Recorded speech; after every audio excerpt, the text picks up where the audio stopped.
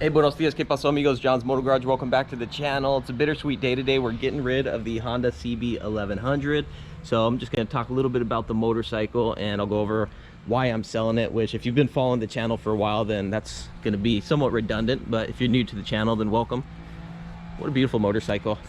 So if you don't know already, I picked this bike up. I found it on Craigslist or OfferUp, I forget which, and it was a used package deal. I got that bike and the Vulcan 650S that we see parked right here, and I wasn't even actively looking for a CB1100. It kind of fell into my lap because it was a deal too good to pass up.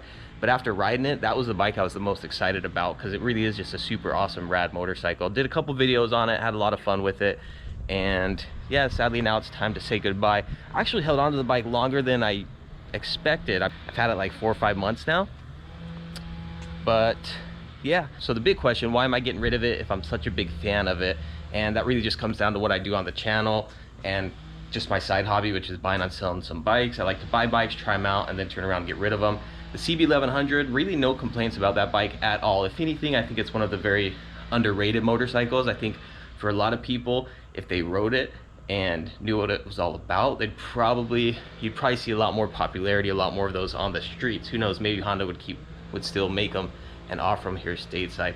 But part of the problem I think with that is, take the CB1100 for example and stack it up against something like this Yamaha XSR 700.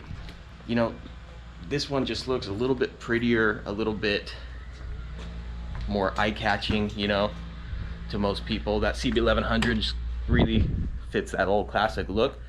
But actually let's compare the two side to side real quick. CB1100, XSR 700. Of course, you got a parallel twin, and then this one's a 4-cylinder, right? They're not the same motorcycle. It's kind of comparing apples to oranges. But anyway, I think a lot of people, if they were to go into a dealership and they see the two bikes sitting side by side, they might be more inclined to lean towards the newer, more updated looking bike, the bike that comes with more tech, with, you know, all the different rider modes, all that kind of stuff.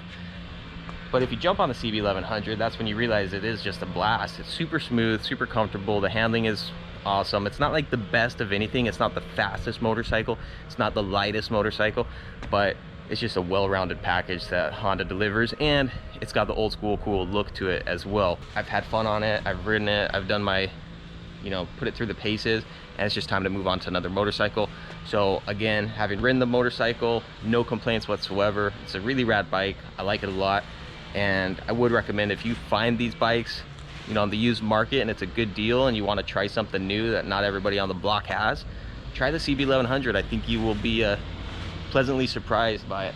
Some complaints I've heard, people say they're like too heavy, underpowered. I didn't find that to be the issue, even coming from other bikes. There it is, one last walk around of the beautiful CB1100. This one has about 9,000 miles on it. It's a 2014, pretty much bone stock. She's got these little upgraded engine case savers, crash bars rather, and yeah, it's just about it, man. Really cool, fun bike. I'll be sad to see it go, but you know, can't get attached to these things too much. I'll get the Harley back up and running soon, and that takes up most of my time when it comes to riding. Stay tuned. I will do a video once the bike's, you know, officially gone. I'll do a video going over how much I paid for it, how much I sold it for. I'll also do a video on this, how much I earned off of the videos on YouTube. So how much YouTube earnings I made off of this motorcycle right here. All right, John's Motor Garage. Like and subscribe if you dig the content. Drop a comment below. Are you gonna miss the CB1100? Have you ever ridden one? What are your thoughts on it? Should I have kept the motorcycle? Leave a comment below. All right, like and subscribe if you dig it. We'll catch you on the next one. Adios, nos vemos.